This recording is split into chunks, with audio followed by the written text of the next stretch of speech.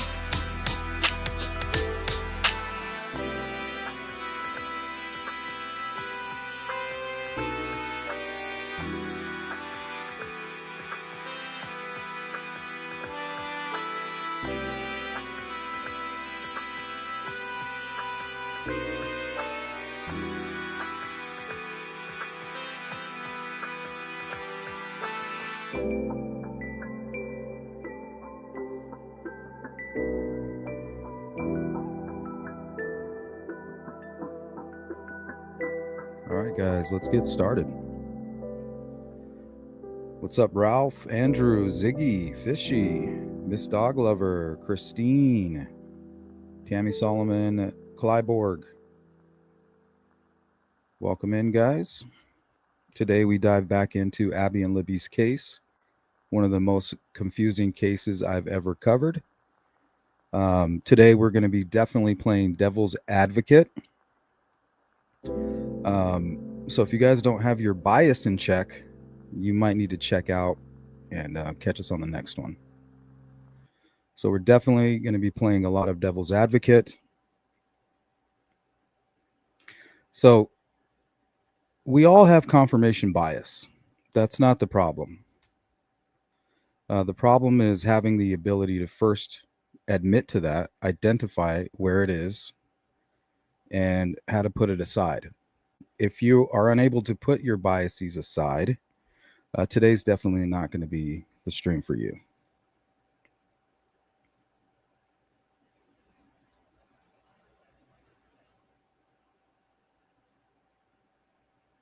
What's up, Chick Bait? Lynn, welcome in. All right.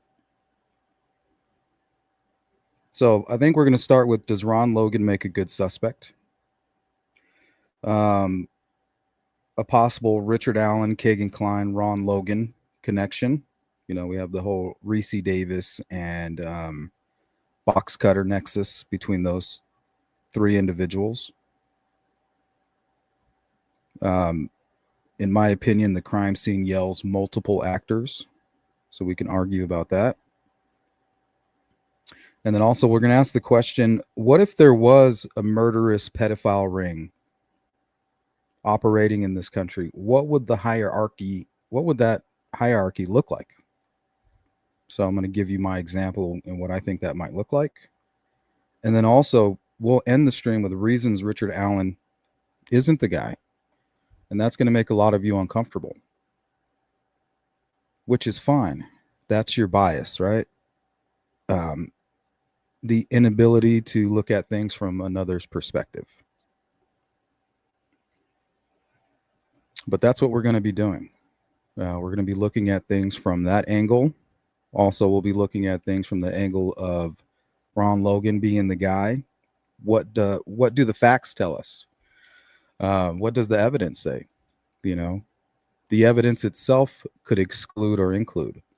We don't need to worry about what the investigation says or what was released in trial. We can even just specifically focus on the things that we know or we believe, because we really don't know, but what we truly believe are facts, the consensus of what the facts might be surrounding the case. Chickbait, cognitive dissonance, yeah, that too. Welcome in, Cryptex. Good to see you.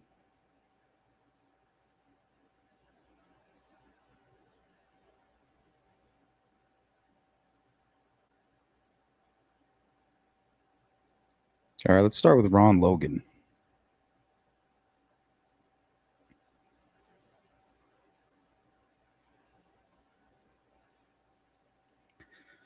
I say we'll pull up his first or his search warrant.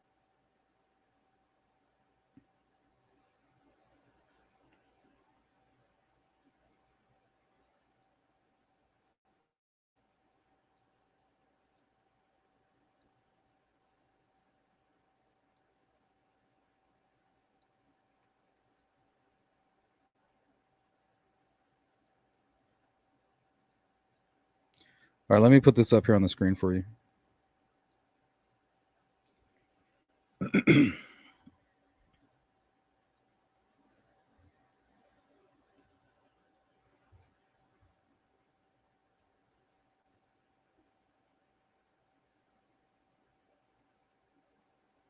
I think we are all agree, even if not, we don't argue, act like a bunch of idiots. Hey, we can argue and we can disagree. Just keep the ad hominem attacks and things like that out of it, and the disrespect. No trigger trolling from anybody.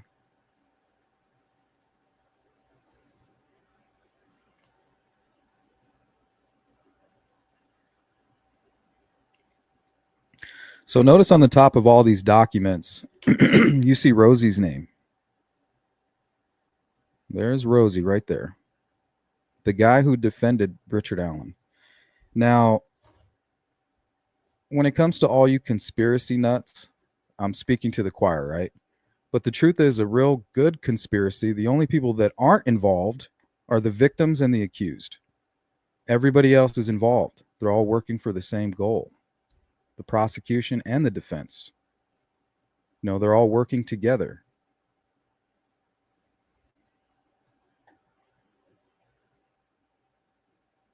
You know, that would be the conspiracy, and to minimize any damage that might come their way.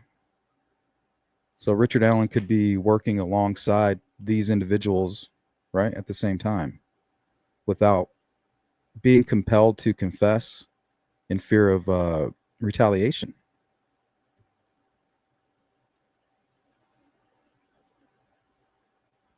But when it comes down to Ron Logan's timeline, remember, he had a receipt that had him leaving the aquarium world at 5:21. And the reason we're talking about this is there was recently a video put out, I think it was by R&M Productions, where they were showing a bunch of his search warrant photos, the exhibits.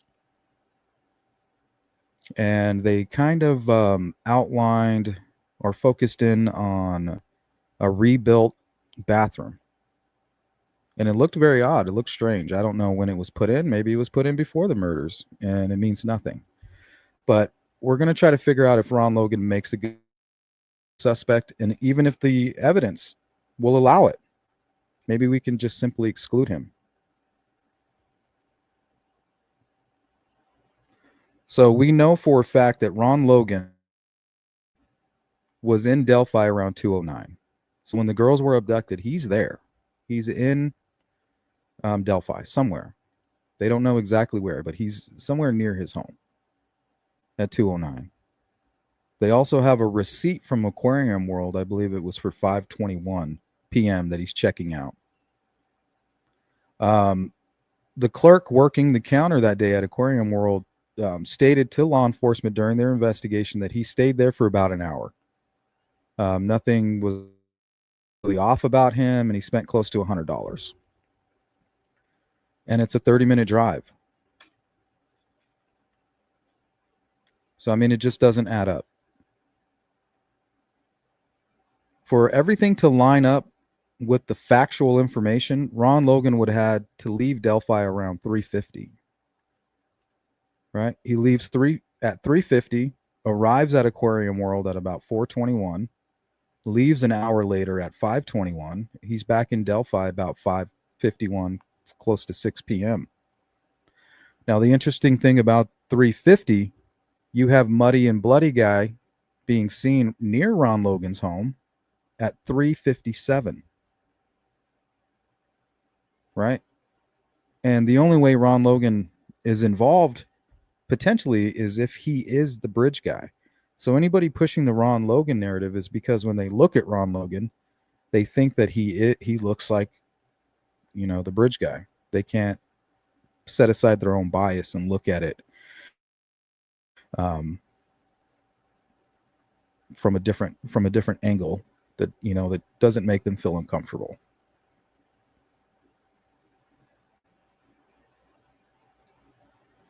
That happened on his land. Yep. That would go to why is Ron Logan a good suspect, right? It happened on his land. Does that mean he's the killer? No. Does it go on the he's a good suspect list? Yes. But for Ron Logan to leave Aquarium World in Lafayette, which is a 30-minute drive, at 5:21, he would had to have arrived there at 4:21, making his departure time from Delphi at 3:50. Now, 3:50 is plenty of time, right, to commit the murder, because that's when Muddy and Bloody Guy was leaving at that exact same time. But how can Ron Logan be the killer and Muddy and Bloody Guy simultaneously? It doesn't make sense, because there's no reason for Ron Logan to be out on 300. He would just sneak in through his property through the back way, undetected. So either Ron Logan's in on this and he had help by the Muddy and Bloody Guy, which is most likely who? Richard Allen, right? From what Carroll County would like us to believe. So you can't have it both ways. You can't have Ron Logan doing this alone and then him even being involved, because there's no way he's the Muddy and Bloody Guy. It's just not possible. I mean, that doesn't make any sense. Plus, he was seen at 3:57. Ron Logan was already on his way to Aquarium World.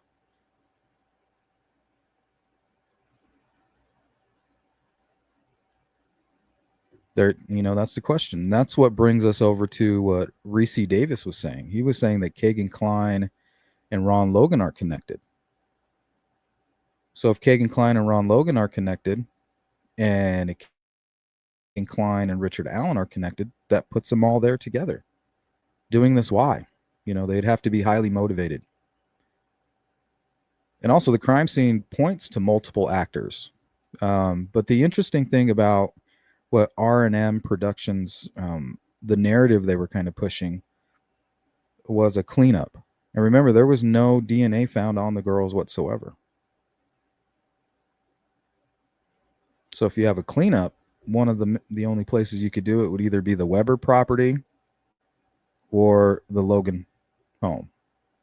And come to find out, it looks like he rebuilt the bathroom. So I thought that was interesting. Very interesting. Peggy O. That's assuming there was a Muddy and Bloody Guy. Exactly. But you have a witness testifying to that. Maybe she was pressured to lie. Maybe she's part of the conspiracy. If there is one.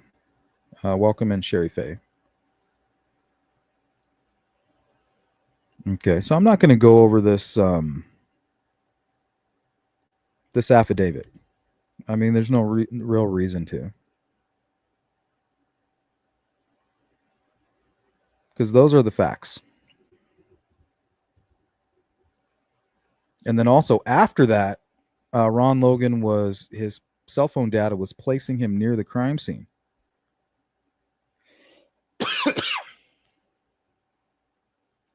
So I'm just going to close that.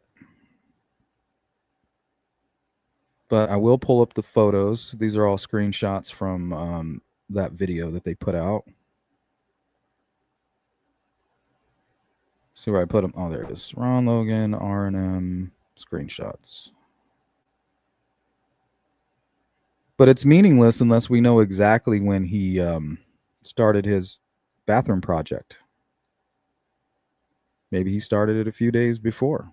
So, I mean, it really is meaningless, but it's interesting, and a piece of information that could be huge if you can verify it.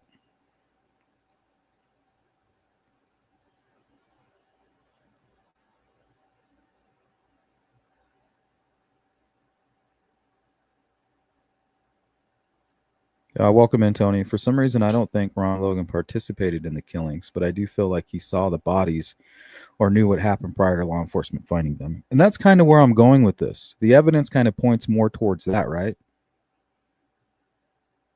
But the thing is why did he lie about the time that he left Delphi? So he lied about it. He left by 3:50. That gave him plenty of time to, let's say, um, maybe he killed the girls on his own property, in his own home. I think that's the narrative that's being pushed to try to help create a third party suspect. Remember, if you keep saying it and you keep pitching it and you keep gaslighting, eventually you're going to spark a fire. Look what happened with West Memphis 3. They just kept going and look, these guys are being framed. They wouldn't shut up about it. And then eventually the entire United States was gaslit and these guys were free on an Alford plea. If we're not careful, the same thing's going to happen with Delphi. And it's not going to be our fault or anybody's fault. It'll be the investigative team's fault. And they'll have to explain why all this happened.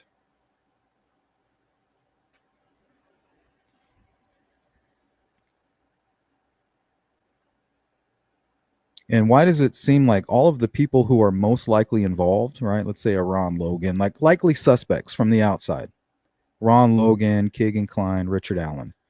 Why is it that all three of those guys, who might even be connected, according to Reese Davis, why does it seem like the FBI was protecting them? Right? When with Richard Allen, you have the lost tip. You know, that's evidence that somebody was looking to protect Richard Allen because it might lead to somebody even higher up, right, in the scheme. Okay, well, what about Keegan Kline? Why didn't they never arrested him? They were never able to provide any information that he was involved, even though he confessed, right? The FBI handled the marathon station footage, disappeared. And then when it comes to Ron Logan, they didn't even search his home. I think it was what, 30, like almost 30 days later, officially. So that would give him enough time. Maybe even they coached him on what to do. And then we'll come search your property. We'll give you the opportunity to clean it all up. And then I'll go ahead and write the search warrant. And who wrote the search warrant? The FBI. So all three of the guys that seemingly are perfect on paper as suspects and have been connected, not officially or factually, but they have been connected, who are most likely responsible for the crime. Why does it seem like the FBI was helping to keep that fact from the public?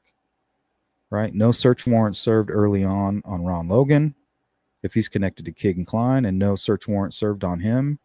Also, we heard Doug Carter talk about tentacles and what they've uncovered, the largest CSAM ring. Well, if you're going down a rabbit hole and it leads right to your boss or a very powerful person who has influence over you in your career, that's going to make you hit the brakes a little bit, you know?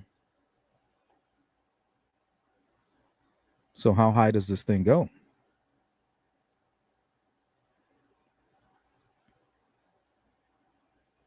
So now if you look through this room here, this is where all the construction was happening. I think the bathroom is right here somewhere, right around this corner.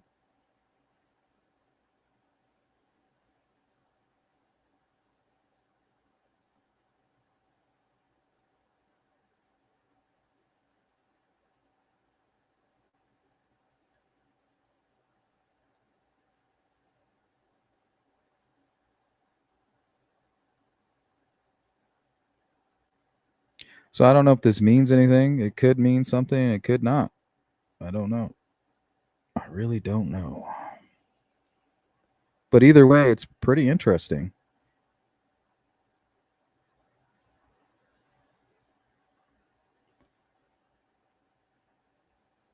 So it makes you wonder if the girls were brought into this restroom here for whatever reason.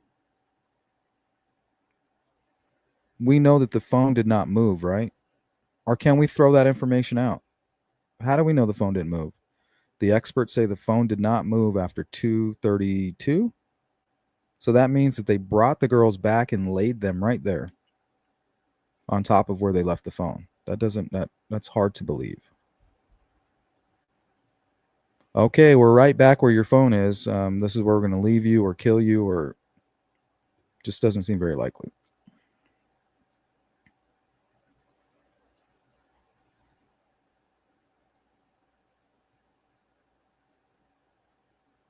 Welcome in, Mandy, American girl. Welcome. You want to know what we know? One day you will. Yeah. Well, what if Doug is going down that? He's got his hands wrapped around one of those tentacles, and then in return, that tentacle starts to wrap itself around his neck. Back off. You want to be a politician one day? You better back off, dude. And the search warrant says the phone was under Libby.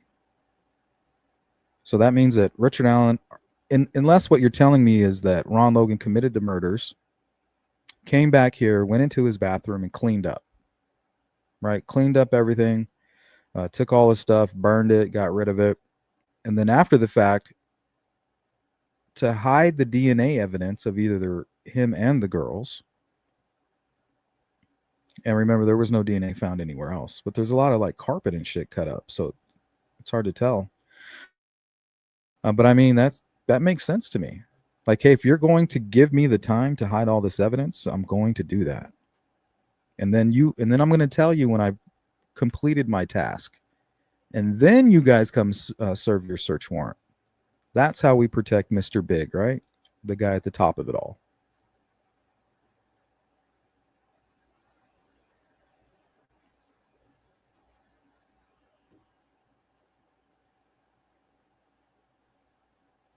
So it's interesting, but I mean, just with the simple finding out when he started the renovation, I mean, it could just quickly disprove it.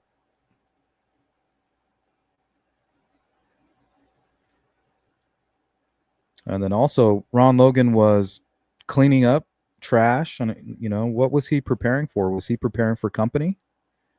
Was he expecting people to be over at his property that day?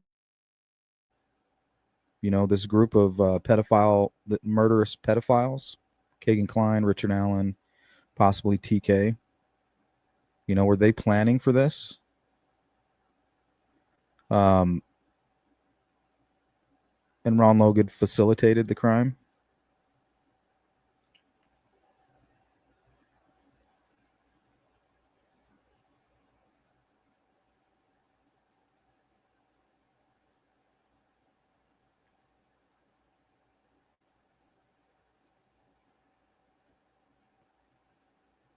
Well, if it's Logan and KK, it's Logan, KK, and Ron and Richard Allen.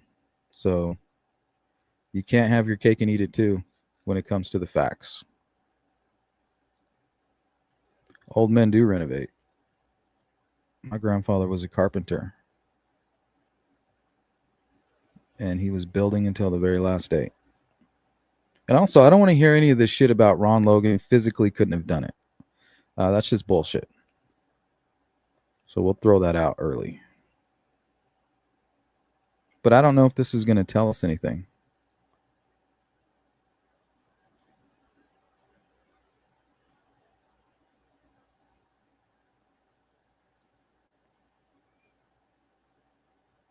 So, I mean, the bathroom is done. What is this, March 11th? Somewhere in March, somewhere around mid-March. I mean, how long does it take you to renovate a bathroom like that? How long would it take you to renovate this bathroom? all by yourself.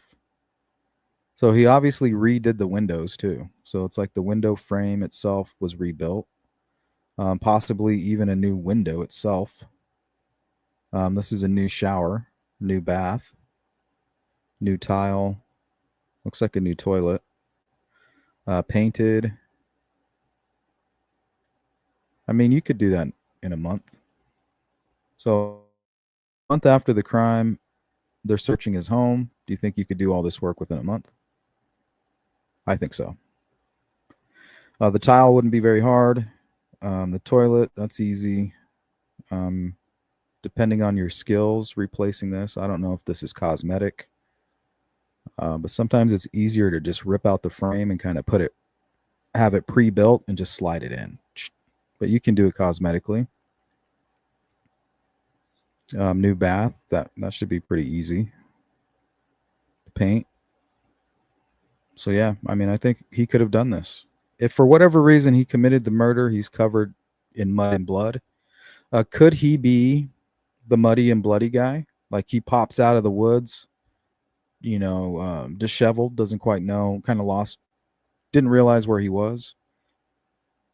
Pops out near his home, is spotted, and then goes back to his house, cleans up in the bathroom, gets rid of all the evidence, tears up the floors, tears down the walls, bleaches everything, gets rid of anything that was in there, and then just completely rebuilds it.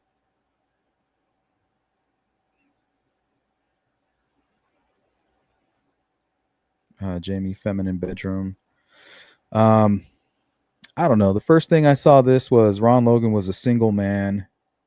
If you're a single guy, the one thing that's important if you're going to have female guests over is to have a nice bathroom. Like that's the least you can do. The least you can do is have a nice bathroom and a decent bedroom and a kitchen, right? That's clean. So to me, this is something a single man would do. Like I better, if I'm trying to hook up with some of these cougars, I better get my shit together. But it could be something completely different. What's up, Mark?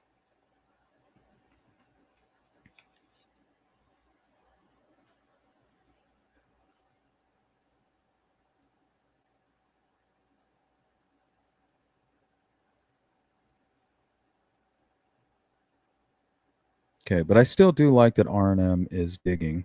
I really do appreciate that. Because sometimes you'll be surprised where it leads you. But you just want the truth, and sometimes when you find the truth, you have to accept it sometimes. But if you just rely on your own bias, your confirmation bias, you're just accepting like a false solution to make yourself feel better. Let's see. I had some notes here. Ron Logan. What makes Ron Logan a good suspect?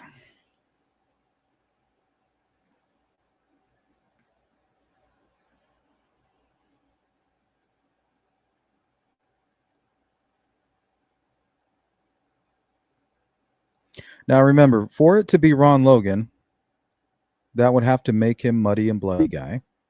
And they would have had to plant Richard Allen's bullet at the crime scene.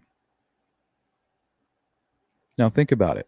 If Richard Allen said, hey, I parked at the Mears lot and I left at 1:30. And yes, I do go target practicing down where the girls were found. He would be innocent today. They'd be like, oh, well, that would explain why we found your bullet. And if you parked at the Mears lot, that would explain why you're on the Hoosier Harvest Store video. So people who think Richard Allen is innocent, you have to ask yourself, Richard Allen, why did you lie about where you parked?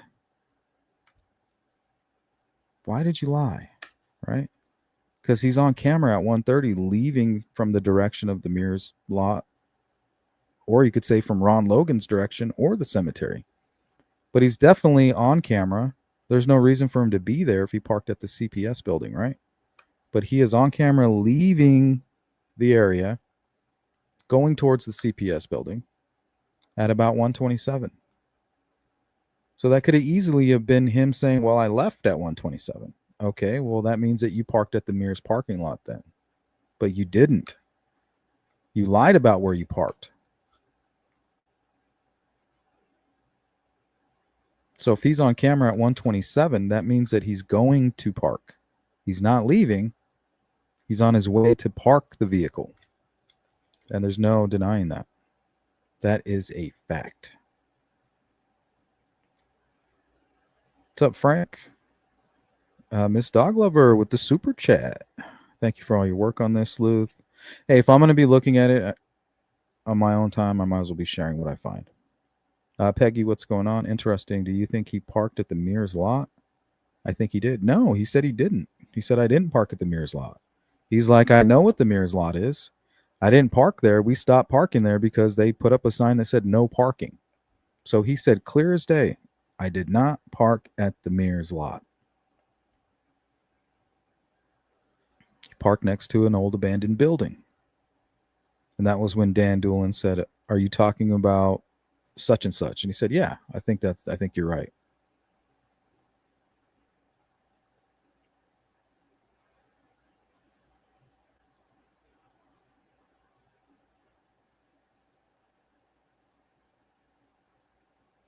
Did law enforcement find out who Ron Logan called, texted, what he was near the crime scene later that night? Yeah, they know. It was his cousin. Was it Nolf something? Who had originally provided an alibi for him, but later admitted that he lied. So the truth is, Ron Logan's timeline has him leaving Delphi at 3:50.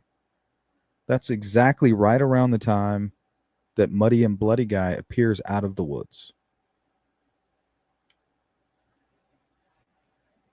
And why he wasn't caught on the Hoosier Harvestor video, don't ask me. He must have gone behind the Mears property or back on the trail.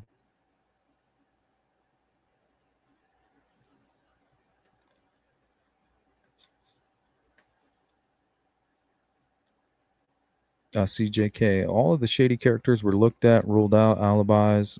There were many creepy POIs. The thing about Ron Logan, though, he doesn't have an alibi. We're breaking that down right now. In order for him to be checking out at Aquarium World at 5:21, that means he left Delphi around 3:50. 3:50 is the exact moment Muddy and Bloody is walking around near his home.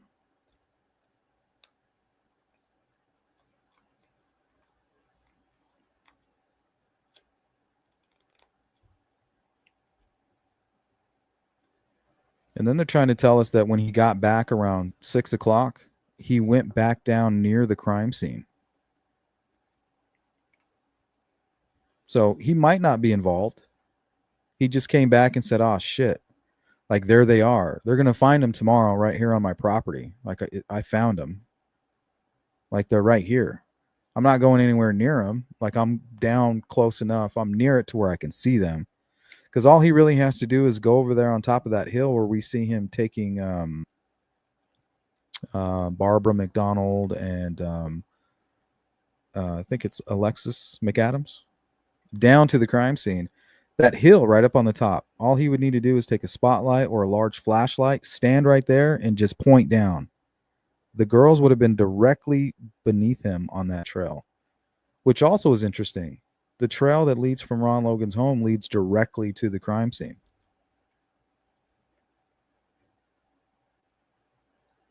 Where's the aquarium in Logan's home?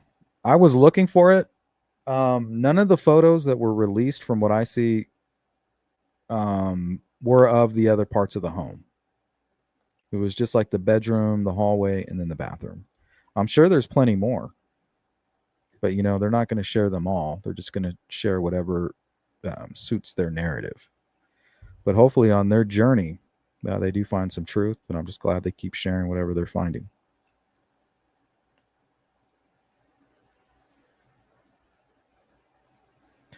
Okay, so let's see. I put at number 1, proximity to the crime scene. So he owned 40-acre property where the girls' bodies were discovered on February 14th, 2017 near Deer Creek, a short distance from the Monon High Bridge. His residence was approximately 1,400 feet from the crime scene, placing him in close proximity to the location of the murders. Well, we now know that Ron Logan was, in fact, in Delphi at 2:09. So at the moment of the kidnapping, Ron Logan was in Delphi. So that would have to make Ron Logan the bridge guy, right? So how is he the bridge guy, the muddy and bloody guy? I mean, it just doesn't make any sense, really. But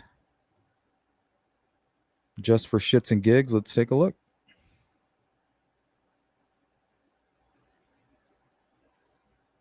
That he would have to be the bridge guy and not Richard Allen.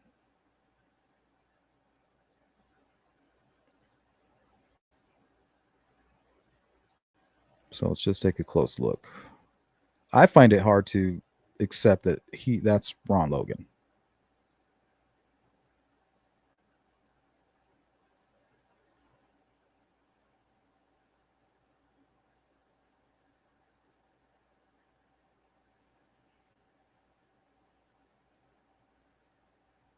Mark says, "Isn't there a video of Ron Logan throwing trash away?"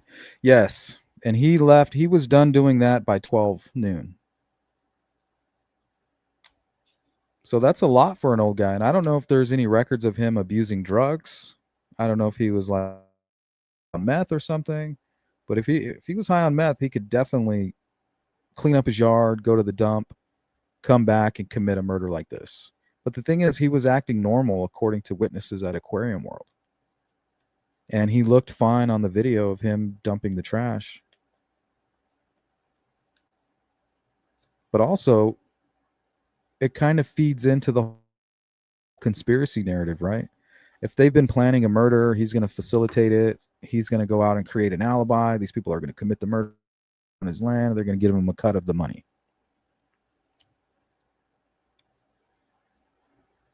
So it would make sense that he's cleaning up his yard, right? I'm expecting company. I'm going to clean up. The least I can do is clean up a little bit. Maybe for his own pride.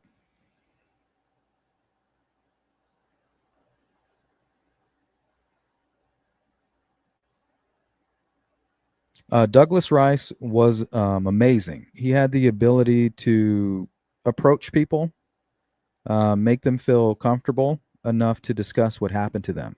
So he was able to accomplish, in a lot of ways, what law enforcement was able to on his own as a private citizen. So his, of course, he was local. He was well known. He was very friendly, likable. But yeah, I agree with that, Peggy.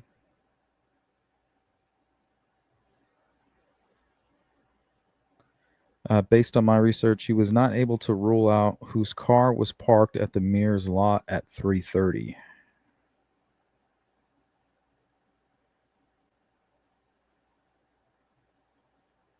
Cyber, what's up? I think the bridge guy's height alone rules out Ron Logan. I agree with that. I see somebody more with the build of a Richard Allen. For example, on the thumbnail, I kind of blew up the bridge guy to match Ron Logan, and his shoulders are just massive.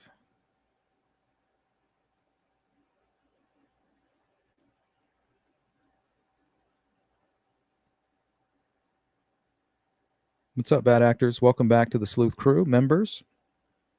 Appreciate your support. So we blew up the bridge guy to match the size of Ron Logan. And he's just too wide up top. The thing is, I think Richard Allen, I think his shoulders already match the size of Ron Logan normally. It's just the lower half of him that's kind of miniaturized, tiny little legs, but his upper body is proportionate. As far as the shoulders and the width. So as you can see, when you enlarge the bridge guy, his shoulders are just massive. And I know that he's wearing layers as well.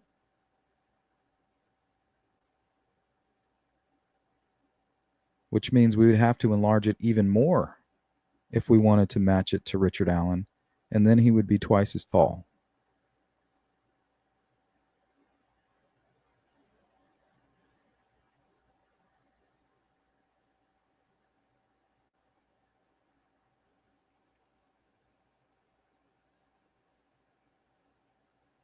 Okay, now what if Richard Allen is the bridge guy and he helped him and Ron Logan did this together? Why is that impossible? So I think the further you try to implicate a Ron Logan, it's going to just lead right to Richard Allen. Maybe the same way Kagan Klein would. Maybe the reason we can't stop talking about Ron Logan and Kagan Klein is because they all had something to do with it.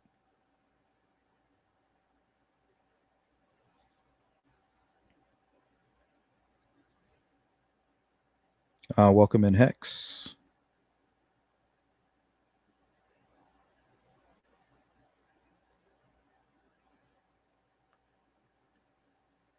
According to police, Richard Allen's voice in the video was proven to be. That doesn't mean anything to me, Hex.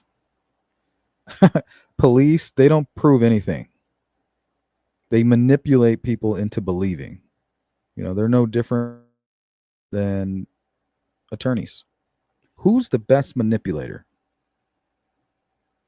They prey on ignorance. Not all, but most.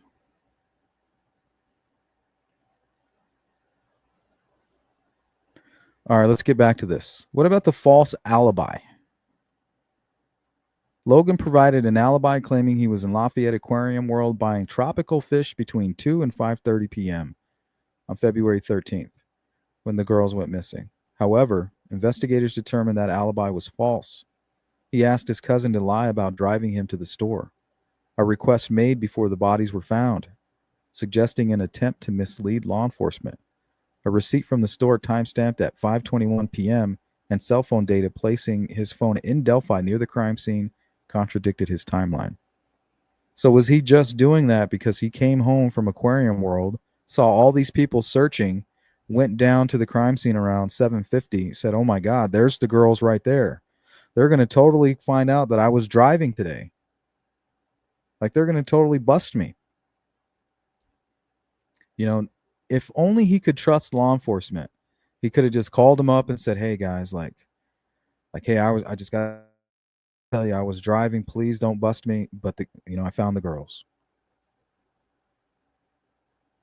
But instead, he goes down there, puts a spotlight from the top of his hill, and boom, there they are. Because the killer didn't hide them from Ron Logan's direction. He placed the sticks on the girls to conceal them from anybody viewing from the private drive. Right? That leads back to the van that apparently caused Richard Allen to panic. So that could be what happened. That's a story that the evidence could tell as well, or that it does tell that potentially. So is he misleading law enforcement because he didn't want to become a habitual offender, meaning some serious time, being on probation and everything?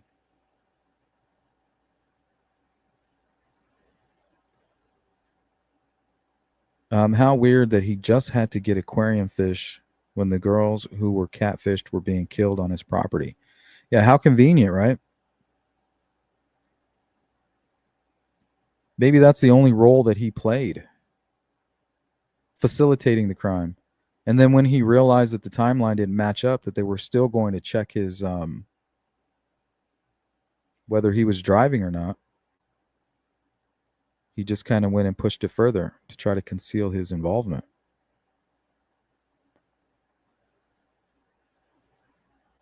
Right? And don't forget, we're just playing devil's advocate here. And if you're triggered at this moment in the live stream, it's because of your confirmation bias. And it's not bad that you have it. It's just that you don't know that you do.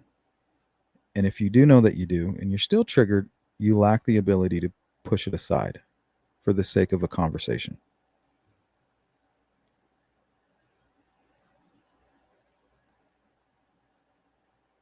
CJ, I've never heard John Kelly say that. Send that to me.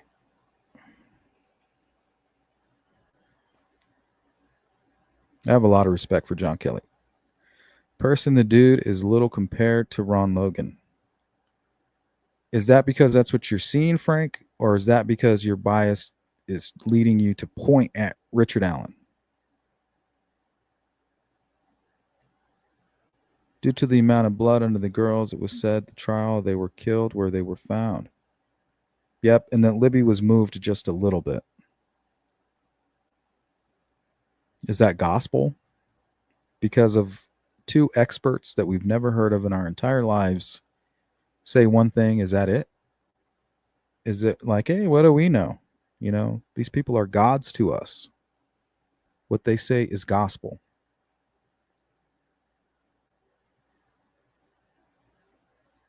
Yeah, she was moved a short distance. I think 8 feet maybe. Why would Logan allow a crime to take place on his land without participating in the fun? It's a strange question, Jamie. Maybe it was financial. Everybody's motivated by different things, right? You put enough money in front of some people, you can get them to kill their best friend. Put the same amount of money, if not double, in front of somebody else, they might burn it.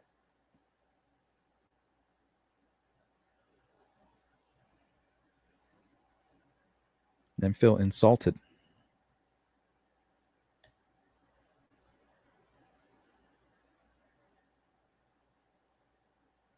John Kelly did say that the only way Richard Allen could possibly get off after the confession was for him to take the stand.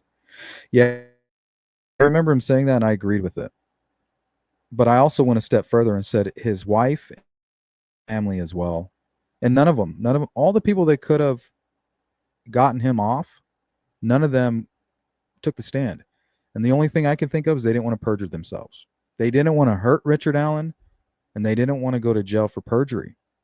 That's the only way they could stay safe, right? If they go up there, then they have to, what they say is going to hurt Richard Allen. It's going to make him even look more guilty. But if they go up there and try to lie, they might end up in jail as well. So their only option and the only real reason that they wouldn't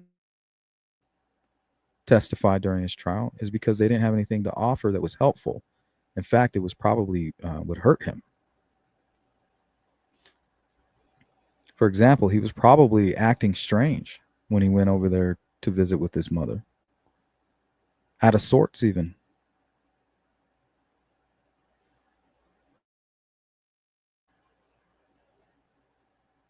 That's what your eyes tell you. Yeah, I see a short man.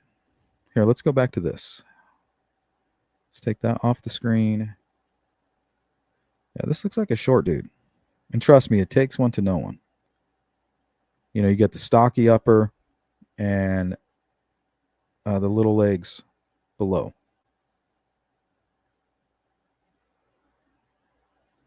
And Ron Logan's not that tall. He's right at about 6 feet. He's not some gargantuan.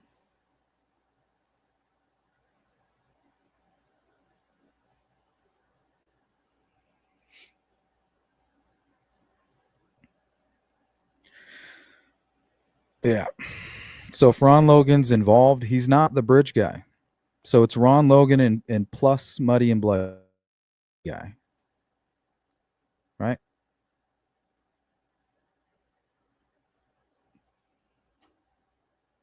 That's not Ron Logan. I hate to say it. I hate to tell you. But it's not him. I don't care if his girlfriend, I don't care if his cousin Nolf, they both said it looked like Ron Logan.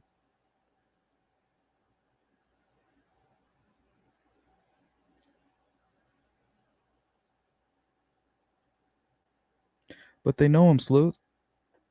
Yeah, but they're all biased. His girlfriend said that as soon as she heard that the girls were murdered, she already thought it was Ron Logan. And when she saw the images, she's like, oh, see, I knew it. That's her bias on full display. It's meaningless to me. It's tainted. What's up, Dark Side?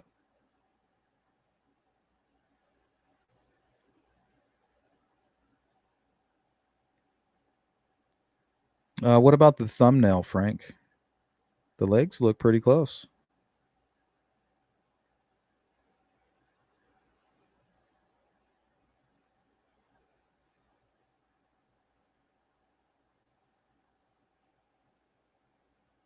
But the feet don't. Like you can tell this person on the right has these little feet, and Ron Logan looks like he just has normal feet for his build.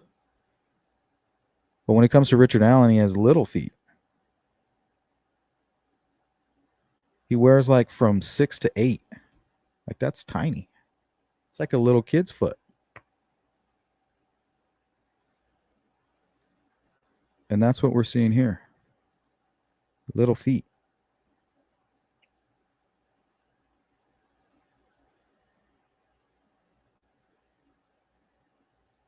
Yep. And that's what the witnesses told him anyway, Peggy, right? That he was a shorter guy, about anywhere about 5'6". You put a hat and a pair of boots on Richard Allen, and he's right at about 5'6" to 5'8". 2 inches at the bottom and another 2 inches at the top.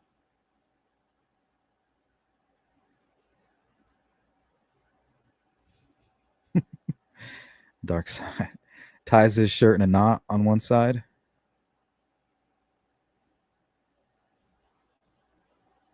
Yeah, he's a real life troll. And he's the one that said it. How many times do you think Richard Allen's been on this bridge? Right? We're looking for a guy who can walk that bridge super fast. Dave McCain said, "Hey, he's walking that bridge faster than me," insinuating that he walks that bridge a ton. Since he was a little kid, he's been walking that bridge. He can fly up and down that bridge. And he said the guy in that video is walking the bridge faster than he did. What do we know about Richard Allen? It was like a ritual to him. They would park, they would walk the trail all the way to the bridge, cross the bridge, come back, walk back, and leave. He says, I don't want to call it a ritual, but that's exactly what it was.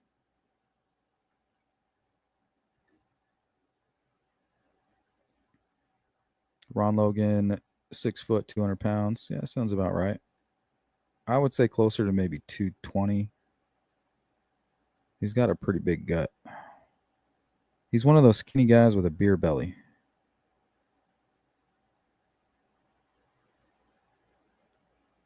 Small hands, small feet. I mean, small gloves, small socks.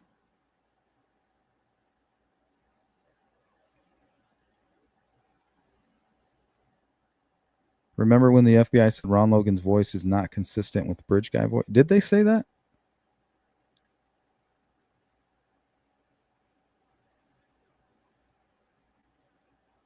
Kool-Aid lipstick, lip gloss. Oh man,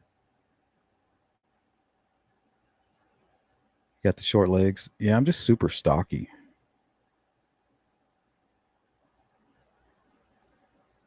What's up, Karen? So here's a really good photo. This kind of tells you we're not looking at Ron Logan. We're looking at a short guy who's layered up here. He's even got something wrapped around his neck right here, which is most likely a t-shirt or like a scarf of some kind.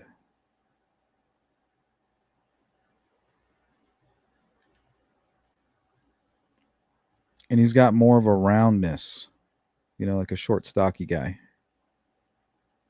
And even on the video of him and Abby, they're almost their sizes are almost comparable.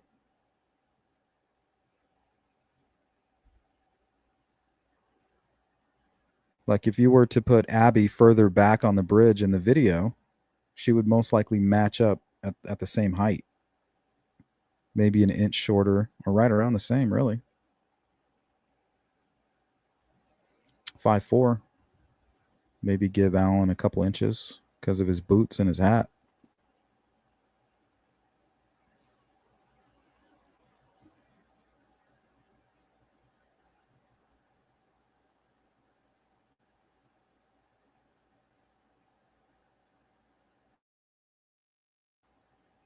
And then we also have Ron Logan on video prior to this, and he's not dressed like this. But of course, he could have went home and changed.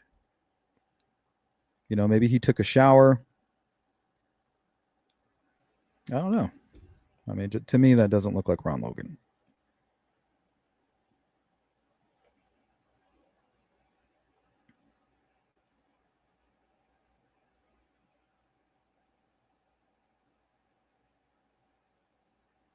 Cyber Warrior. It's impossible for someone 5'4" to look almost as tall as someone 6 foot. That's not true at all.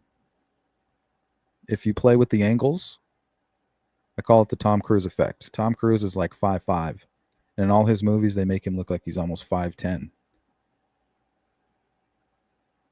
It's all angles.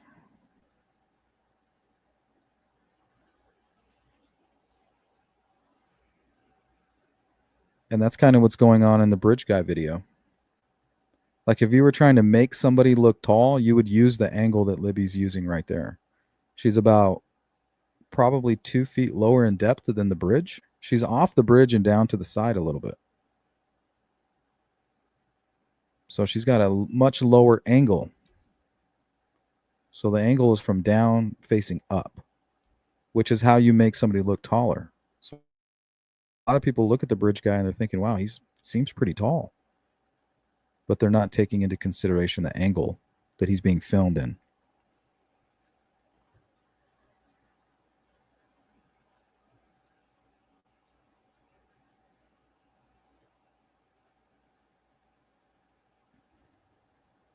All right, what about suspicious behavior? Right now, we're just going over a list of things that make Ron Logan a good suspect, a viable suspect. Logan's attempt to fabricate an alibi before the discovery of the girls' bodies, that definitely raised some red flags. The FBI affidavit noted that his statements were factually false and intentionally designed to deceive. So that does suggest culpability. Let's go to Cryptex. Ron Logan was also dumping trash at the transfer station around 12. Yeah, we were just talking about that, Cryptex. Actually, we brought that up twice. What about Ron Logan's criminal history? Logan had a history of legal issues, including convictions for driving under the influence, violating probation. At the time of the murders, he was on probation for a 2014 DUI, which included a condition prohibiting alcohol consumption. On February 13th, he admitted to visiting a local bar, the Office Tavern, and a landfill, potentially violating probation terms, which may have motivated him to create a false alibi and avoid scrutiny. But also that means that he may have been under the influence, right? Most cases of opportunistic murders involve the suspect being extremely intoxicated or high. And then they just take, that's what causes them to have a lapse in judgment or help with the lapse in judgment. They always had that impulse, lower inhibitions, and they act. So if he's admitting to being drunk and at the bar before the murders, I think a murder would, that cold water, committing a double homicide, taking a shower, cleaning up the crime scene would sober you up for sure by the time you made it to Aquarium World. Familiarity with the area. See, the thing is that people said that he didn't really go to the bridge. I've never seen one person say, hey, I saw Ron Logan on the bridge. I feel like he's never even been over there.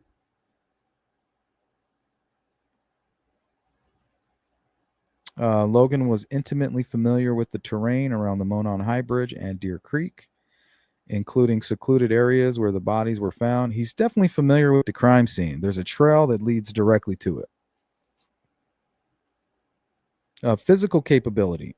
At the time of the murders, Logan was 77 years old, but described as physically capable of hiking the trails near his property. His familiarity with the rugged terrain and his physical ability made it plausible for him to move through the area where the crime occurred. Let's see what you guys are talking about in the chat here. What's up, Scott? Scott the Metalhead.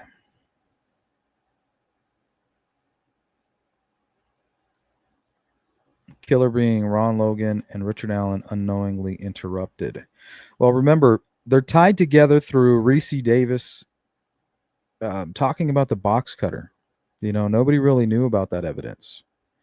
And during trial, the pathologist apparently had a eureka moment. Remember, like, oh my God, this could be a box cutter.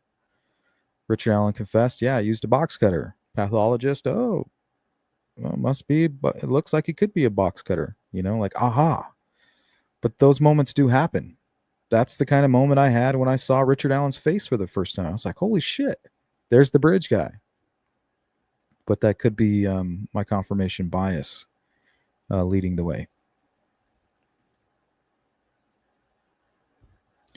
Ron Logan was cleared. He was afraid of heights. He wouldn't be on the bridge. I didn't hear. I don't know if he's afraid of heights. I mean, we can't verify that, but I've never heard of anyone saying that he was ever near the bridge or went near those trails.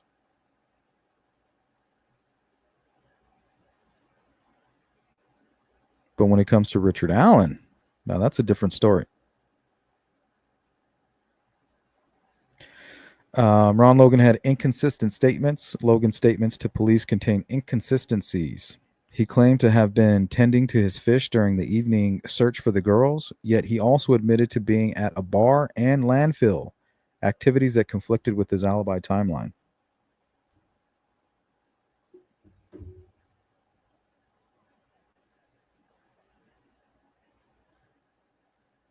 Logan's neighbor requested permission to search his property on the evening of February 13th. During the initial search for the girls, while Logan allowed the search, his later actions, such as providing a false alibi, suggesting an attempt to deflect attention, which some interpret as suspicious.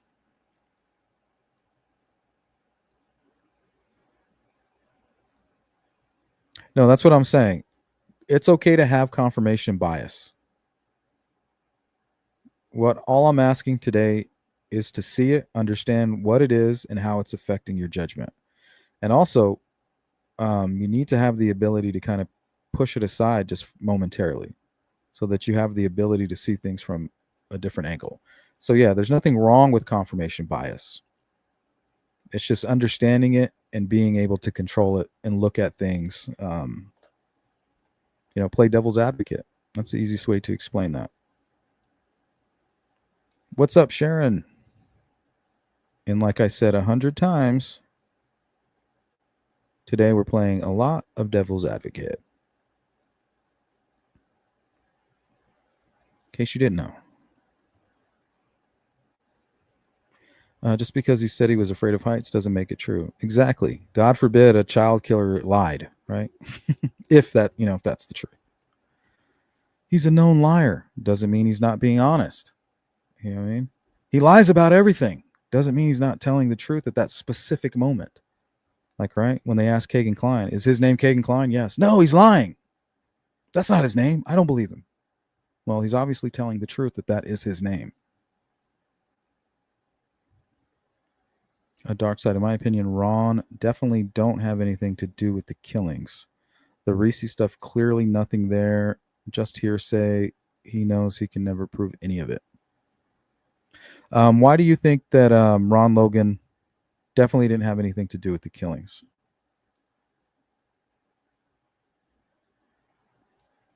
Using factual information. GP for what? For his appeal? I don't know. I have no clue.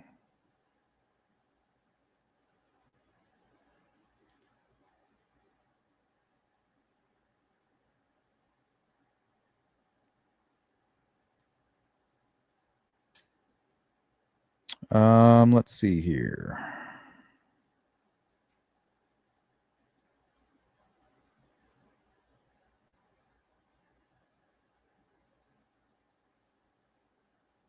Let's look at some of the stuff Darkside's talking about here. Okay, Ron Logan and Kagan Klein. Reese Davis, an inmate at Newcastle Correctional Facility, claimed in conversations with Richard Allen's defense attorney, Andrew Baldwin, that Ron Logan and Kagan Klein confessed to him about their involvement in the 2017 Delphi murders of Abby Williams and Libby German, suggesting they knew each other. According to court documents, Davis stated that Klein provided details about the murders that only someone involved would know, corroborating Logan's alleged confession of being involved with two others. Davis further claimed Klein denied Richard Allen's involvement, stating Allen had nothing to do with the murders. Davis also alleged he sent up to 8 letters to Carroll County prosecutor Nick McClellan detailing this information, though records show only 3 were sent, with 2 from October 2024 contradicting Davis's claims by implicating Klein's father Logan, and Allen together in the crime.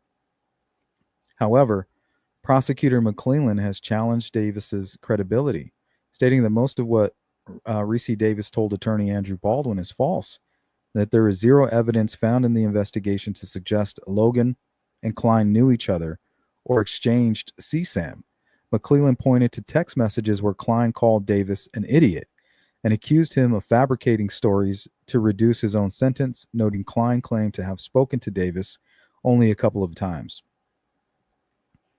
Additionally, Special Judge Francis Gold barred mention of Logan and Klein during Allen's trial. Now remember, Logan and Klein were both represented by the same firm. The same firm that represented Ron Logan is the same firm that represented Kagan Klein. So the two most likely suspects are now off the list. Right? I understand the Odinism shouldn't be involved, but Ron Logan and Kagan Klein, that's a different story. The claim that Logan and Klein knew each other stems primarily from Davis's statements, which are disputed by the prosecution and lack corroborating evidence in the investigation. Logan, who owned the property where the girls' bodies were found, died in 2020 and was never charged, though his property was searched in 2017. Klein, linked to a catfishing account that interacted with Libby German, was investigated, but also never charged in the murders. The absence of evidence connecting Logan and Klein, combined with doubts about Davis's reliability, suggests the claim of their acquaintance is speculative and unverified. So we all believe the Kleins are involved, and they were unable to prove it.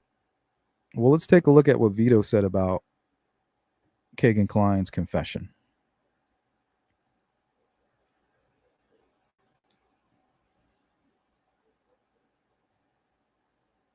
Let's take a look-see here. So ISP Detective David Vito testified about his investigation into Keegan Klein, who communicated with Libby German on social media under the screen name Anthony Schatz in the weeks before the murders. Once investigators identified Klein as the person behind the account that had contacted German on the day of the murders, they obtained a search warrant for his laptops and phones and discovered the devices contained child pornography. Vito testified that significant resources were devoted to investigating whether Klein and his father, Jerry, were connected to the murders before Richard Allen was arrested, even taking Klein to a cemetery near the crime scene in August of 2022. Remember, he was arrested in August. The FBI was kicked off the case in August. So it's like every year on his anniversary, something's happening with Klein. Where Klein claimed to have gone with his dad on the day the girls were killed. So you had Ron Logan confessing to Reese Davis, saying that him and 2 other people did it. And then you have Kagan Klein confessing, saying that him and 2 other people did it. So it's almost as if their confessions are lining up. Both. And then the Ron Logan confession included the mention of a box cutter. Vito said Klein had told police his father went into the woods for a few hours and came back with blood on him, and that his dad threw a cell phone and knife in the river before they left the area. The detective told the court that investigators later searched the water near the crime scene, but they found no cell phone belonging to Klein or a knife matching the one he described. Now, if there's some kind of murderous pedophile ring going on, what if these law enforcement officers who were charged with finding the evidence got rid of it? What if they're trying to protect the real killers, So it will never lead to a hypothetical Mr. Big, right? Somebody with a lot of influence and power, whether it's political, law enforcement, just a lot of influence. All right. Detective told the court that investigators later searched the water near the crime scene, but they never found a cell phone belonging to Klein or a knife matching the one he described. Vito said after Allen's arrest months later in October of 2022, investigators discovered Allen had at some point lived in the same Miami County neighborhood as the Klein family, but found proof the family spent time together. So the fact that they didn't find any proof, does that mean that they didn't know each other or that they weren't hanging out at that time? But without proof, they can't do anything with it. On cross-examination, Vito told prosecutors that police were able to disprove that Keegan Klein and his dad had been in Delphi on that day of the murders, testifying that investigators found cell phone evidence showing both were at home in Peru. Now remember this, Keegan Klein later said that Tony Klein's only alibi was him, and Keegan Klein's only alibi was his cell phone. So his cell phone was in Peru, sometimes at the Canal Street address, sometimes near Pawpaw Pike, hooked up to Drexler Wi-Fi, and the whole time looking up porn and just doing shit that he would normally be doing. But they didn't have any information like that on TK. All they had was Keegan Klein saying, hey, he was with me. So if he has an alibi and he's providing somebody else with an alibi that's connected to his alibi, that seems very flimsy to me. So if you could break Keegan Klein's alibi, you're breaking two individuals who may be involved in the crime. You're breaking two alibis at one time. Two pedos with one stone, potentially.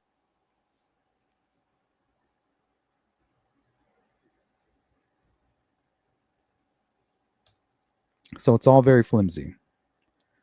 So you have Reese Davis talking about box cutters, tying all three of them together. You have Ron Logan's confession naming two other people involved. You have Keegan Klein's confession involving two other people. So it's all very mysterious. And at the same time, you have the FBI covering up all three of these individuals. You have the lost tip with Richard Allen. Somebody marked clear on it. ISP blamed an FBI employee. Vito came out and testified that, yes, Keegan Klein did search the Marathon gas station on the day the girls went missing. Well, the FBI was tasked with recovering that security footage, and it was destroyed in their possession. And then you have the whole Ron Logan situation. No search warrant early on. And when they do conduct a search warrant, it's an FBI agent who's writing the affidavit and conducting the search 30 days after when they should have been doing it. So it's as if these men are being protected. So are they part of a greater scheme? Remember, we're just hypothetically speaking here, guys. It's all theory. And once again, for people who are coming and going, we are just playing devil's advocate. No stone unturned, right? Okay, so what is the motivation of these guys? Are they being influenced by somebody higher than them, motivated by money? If there was a murderous pedophile ring, what would the hierarchy look like? So I kind of broke that down earlier today. Provide you with my thoughts, and then we'll see what you guys have to say. That is kind of strange, Sleuth. KK says him and his dad and Ricky were there. Then you got Ron Logan with the box cutter. Knife was all four of them there. Good question. Yeah, and I feel like if Keegan Klein is being honest, and if he did stay back in the vehicle, I feel like he wouldn't even know about Ron Logan or Richard Allen. Like those two people would be kind of distant to him, but he might have known their names. Ron and Rick. And also you have Rick Allen coming from the direction of Ron Logan and the cemetery. So.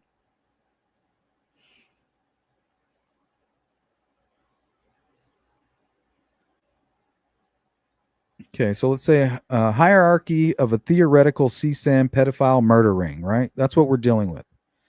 And maybe everybody's involved. The good conspiracy involves everything. You guys, and I'm going to be interviewing Brandon Woodhouse's brother, Justin, maybe Thursday or Friday of this week. So it might be Thursday, might be Friday, whatever time best suits him. But the story that he's telling me is absolutely insane. It's going to blow your mind.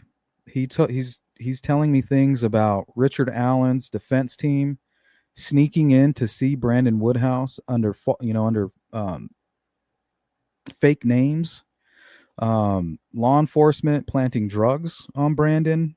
Like, you guys cannot miss this interview, but it ties in to Delphi more with the corruption there in Carroll County and making it harder to believe the things that they say. So you guys cannot miss this interview. It's going to blow your mind, the things that he's telling me.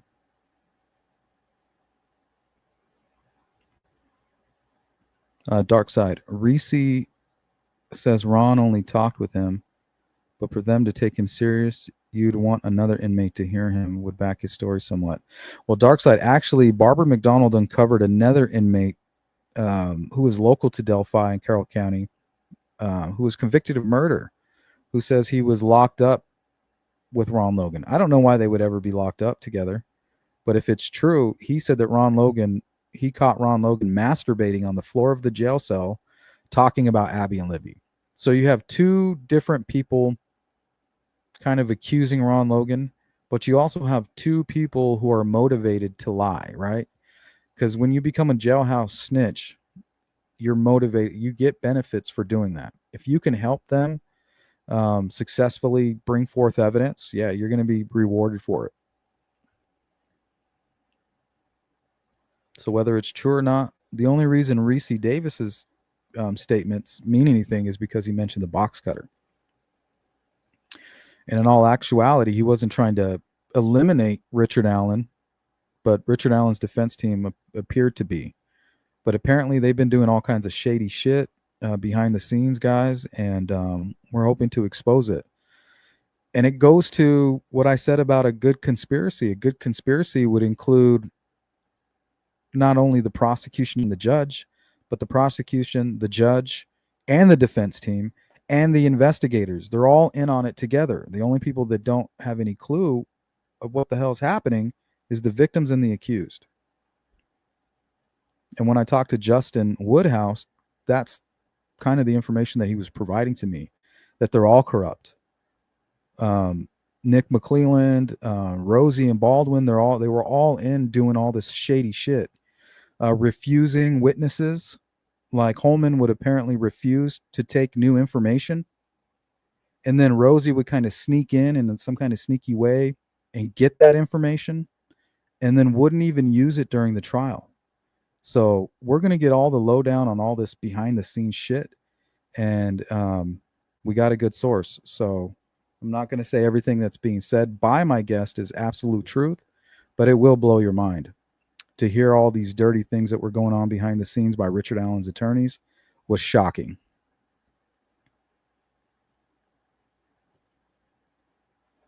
What's up, J. Ray?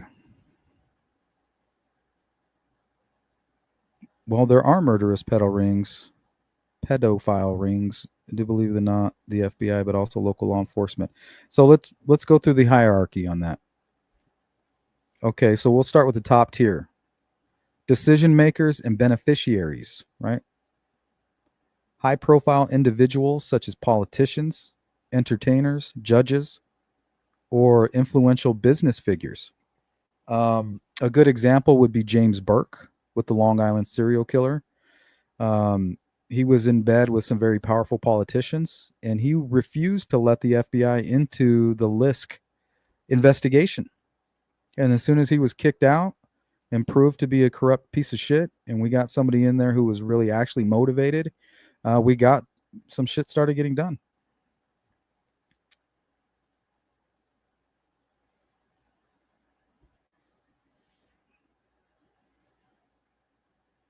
This interview will be either this Thursday or this Friday. It's going to blow your mind. Absolutely. And remember, Brandon Woodhouse is the guy who Rosie sent the whole discovery index to. He literally mailed it to him. And I think somehow with the crime scene photos. And this is where all the information from blood at the Weber property, I think it was Ruckus who got his hands on that information early.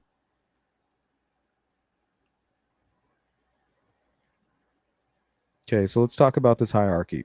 It's going to start with high profile individuals, politicians, entertainers, judges, or influential business people. Their role would be provide funding, political cover, or legal protection, right? Cleared. Where are all these tentacles? Where are all these pedo rings? Apparently, their investigation into Keegan Klein uncovered the largest pedo ring. Well, if you go down that rabbit hole and that pedo ring leads to your boss or somebody who has influence over your future, you're going to shut the fuck up if you're a certain type of person, right? Either you quit, get out, promise you're not going to say anything, or you close your eyes and you're already too late in the game, past the point of no return, and you have no morals.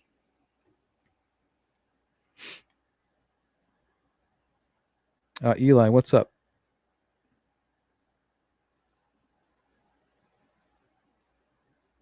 If Ron was involved, he got away with it. Yeah, and he most likely, if he was involved, he had help, right, from the FBI. Somebody helped him. But why would they help him? Why would they help him, help Keegan Klein, and help Richard Allen? It could only be to cover up for somebody more influential, that could bring down the whole system.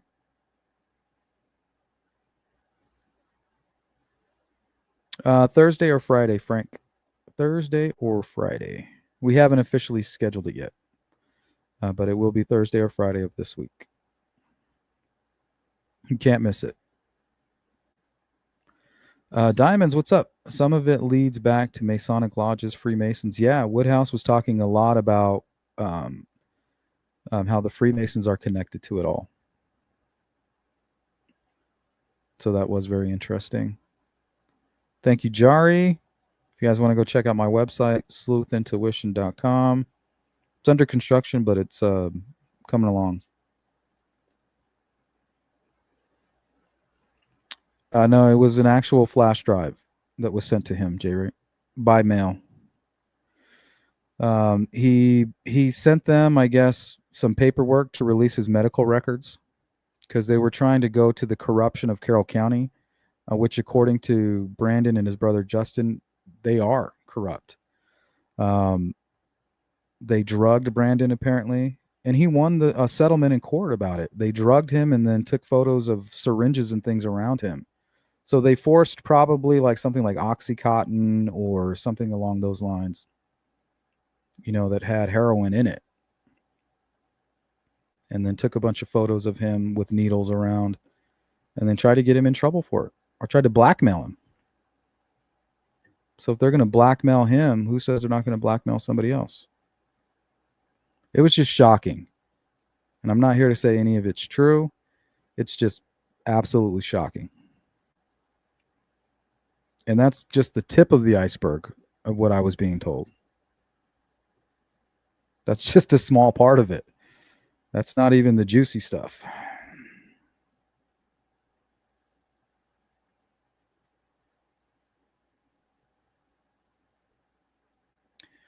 I don't think so, Jamie. Not likely. Could be, but not likely. Maybe it's the same guy who motivated those killers that motivated a potential Ron, Logan, Richard Allen, KK, TK murder plot. Okay, so the top tier, we got high profile individuals, politicians, entertainers, judges. They would be providing the funding, political cover, legal protection, influencing investigations or judicial outcomes.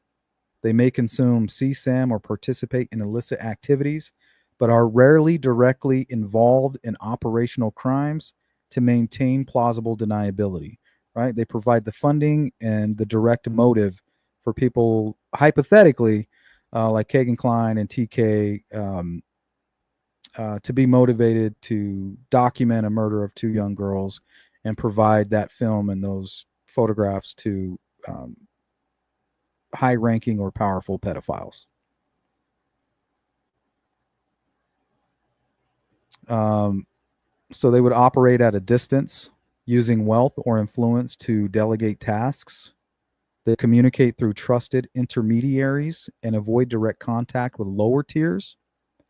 So that could explain why you have somebody like a Doug Carter seeing a separation between these higher tiers and a lower tier like Kagan Klein and saying, well, we've uncovered this huge pedo ring. And then when he investigates the pedo ring, he's like, oh, it's these guys up here. And I'm not fucking with them. YouTube ad actors. My grandpa was a Freemason and he said they were okay. Most are. You got to remember, it's not all. It's not all. There's a certain degree, and there's certain people that target Freemasonry because of the secrecy. And the secrecy is protected, right? That's how Freemasons all started, was to protect people so that they can be free thinkers and not be attacked by the mob for saying something that doesn't go with the social norms. Especially talking about science, religion, things like that. It was all allowed. There was no judgment there. But that may attract normal people for the majority, right? Hey, this is a cool fraternity. I like the secrecy. I like the camaraderie, the fellowship. But the secrecy part of it might attract a different type, a murderous type, somebody who wants to use the influence of Freemasonry to help protect themselves and their criminality. So they would be attracted to the secret society to exploit it. Come on now, we are brothers. The movie below. No more brothers, Diego. Okay, let's jump into... well, hold on. Their involvement is often masked by legitimate fronts. Charities, media, political organizations. A politician might secure funding for front organizations or exert pressure to quash investigations, while an entertainer might leverage fame to gain access to victims or normalize certain behaviors in elite circles. Like some P. Diddy shit.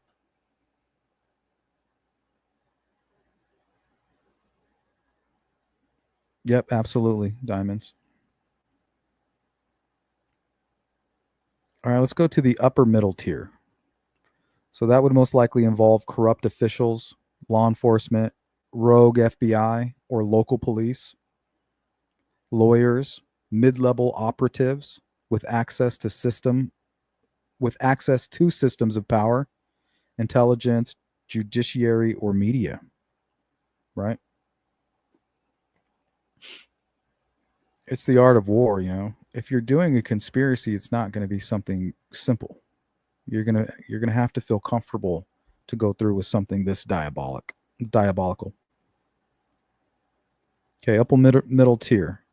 They'll act as gatekeepers, managing communication between elites and lower operatives, like rogue FBI or rogue local law enforcement, who have been corrupted, they've been blackmailed, bribed, or they may even participate in the illegal act and the pedophile, the CSAMing. So they act as gatekeepers, managing communication between elites and lower operatives. They handle logistics such as securing locations, bribing officials, or tampering with evidence. So that'd be like the James Burke type. Somebody completely in charge of the investigation, who has influence over the media and the investigation itself.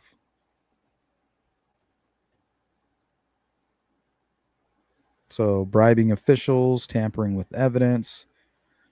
They may also oversee the production or distribution of CSAM or coordinate violent acts, such as murder, to eliminate threats or even witnesses. Maybe even cover up evidence, things like that.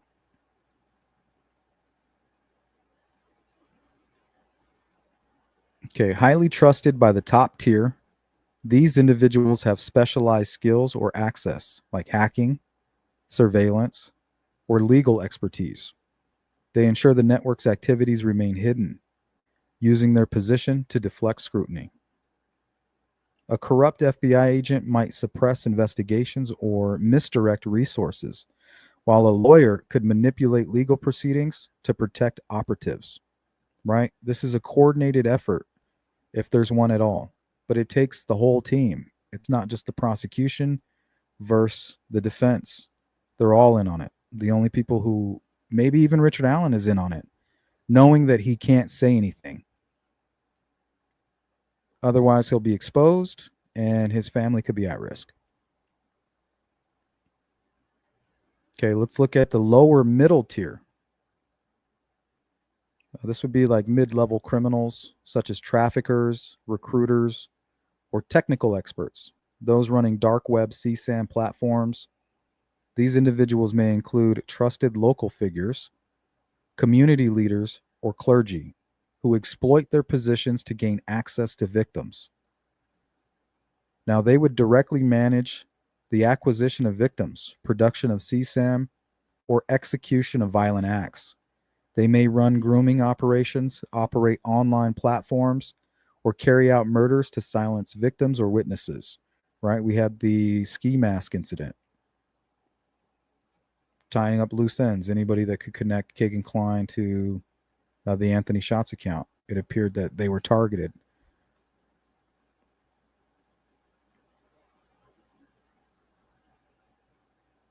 Okay, and these people would have limited knowledge of the top tier. So the top tier and the bottom tiers, as you know, the further away they get, the less knowledge they have of each other. And it's designed that way. Okay, they operate in a compartmentalized manner, knowing only their immediate superiors and subordinates. They are often motivated by financial gain, coercion, personal involvement in the network's activities. A trafficker might lure victims through catfishing or coercion, while an enforcer handles intimidation or elimination of threats. So you have a Kagan Klein helping to lure the victims to a certain area, and then you have people like a Ron Logan, a TK, and a Richard Allen that do the physical act. They're the bottom tier, basically. So let's look at the bottom tier, or quote unquote, the foot soldiers, local operatives, right? They're local to the area. And they have no clue about even the upper middle or upper tiers. They only know about the lower middle tier. Okay, low-level criminals, often referred to as local scumbags, such as street-level dealers, petty criminals, or compromised individuals, like addicts or those blackmailed into compliance.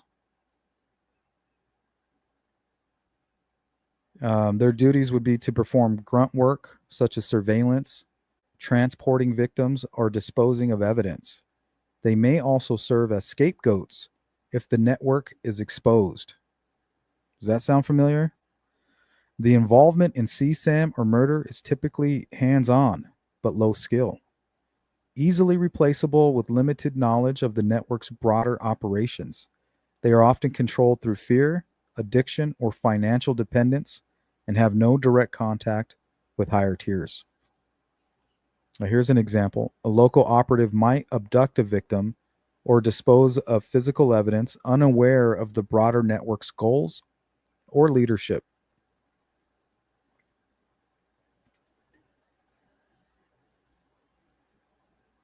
Frank, and when I tried to reason with those who were going nuts over me bringing up the Weber property blood thing, they acted in a way that made me think they don't even know about Brandon Woodhouse. Yeah, absolutely. Absolutely. We're going to dive into all of that. You guys are going... Just don't miss the interview. That's all I got to say. Don't miss it.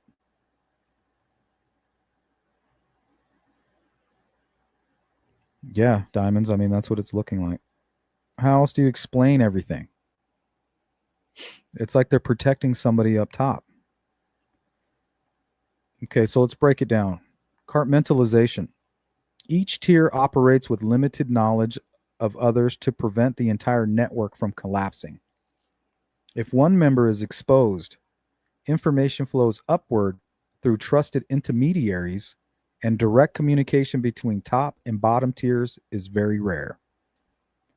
The network might exploit encrypted platforms, dark web forums for CSAM distribution and communication. Technical experts in the lower middle tier manage these systems, ensuring an anonymity.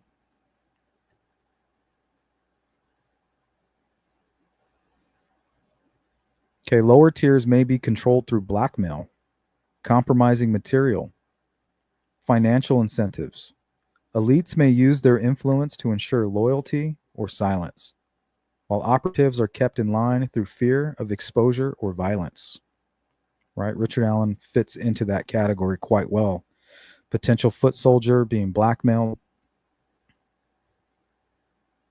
And front organizations, legitimate businesses, charities, religious institutions could serve as covers for money laundering, victim recruitment, or networking among elites.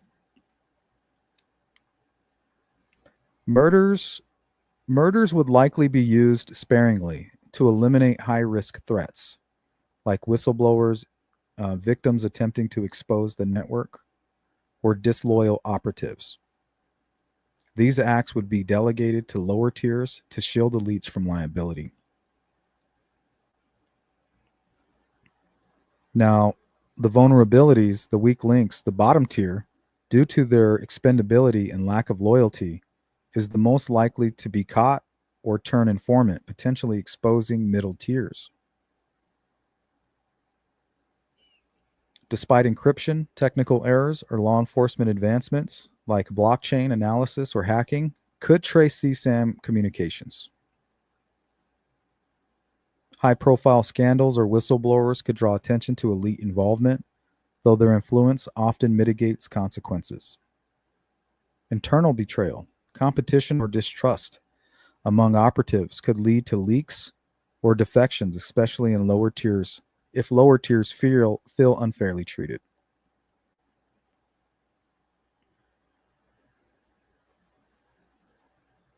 All right, let me see if I have anything else for you guys.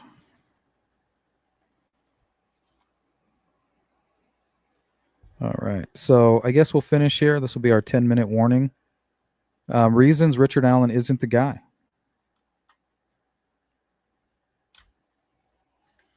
I mean, what do they have on him? They have his timeline. They have his confessions. I think that's what I wanted to do, is play his confessions. So let's not get ahead of ourselves. Let's do that. Let's ask that question, and we'll play his confessions.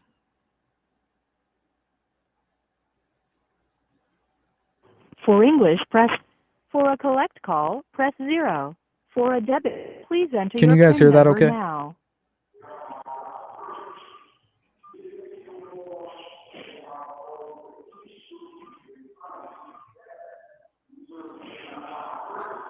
You'll hear talking here in a minute. Your current balance is right there. Can you hear that? $50.00. Please enter the area code and phone number you are calling now. What's up, Goat Dog? It's going to be with Justin Woodhouse, the brother of Brandon Woodhouse. He's caught right in the middle of all of this stuff, Please too. hold. Please wait while your call is being connected. And he's agreed to talk with us this Thursday or this Friday. And the stuff that he was telling me, it blew my mind. Especially the dirty deeds of Andy, Please Baldwin, hold. and Rosie. Hello, Ooh. this is a free call from Ricky. I'm telling you, this could be a conspiracy. An inmate And at they're the all in on Indiana it. Department of Corrections, Westville Correctional Facility. To accept this free call, press 0. Thanks, To Mark. refuse this free call, hang up or press 1. Blind Squirrel, what up? This call is from a correction facility and is subject to monitoring and recording. Yeah, Blind Squirrel says, hey there, Sleuth Crew and chat. My opinion is Ron Logan came upon the crime scene shortly after Richard Allen murdered it. This is the most likely scenario, in my opinion. And we did state that earlier, Blind. The evidence even supports that. But the truth is, Ron Logan does not have an alibi whatsoever. He doesn't. He could have committed these murders. He had all the time in the world to do it.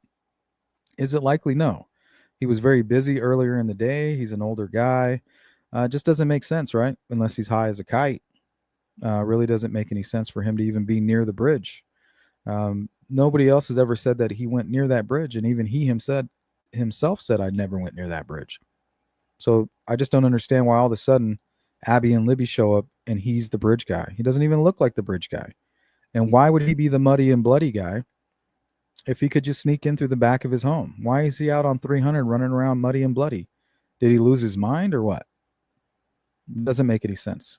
The only thing that could potentially make sense is that Ron Logan, the Kleins, and Richard Allen, they all did it.